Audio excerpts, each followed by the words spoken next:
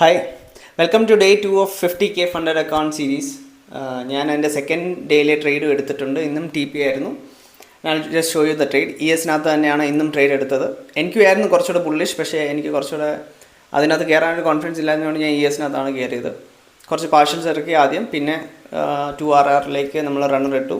ഒരെണ്ണം extra runner ഇട്ടെങ്കിൽ പോലും അത് ഹിറ്റ് ചെയ്യാതെ റിവേഴ്സ് ചെയ്തുകൊണ്ട് തന്നെ ക്ലോസ് ചെയ്തു chart. I just show you the trade. So that's the P&L today.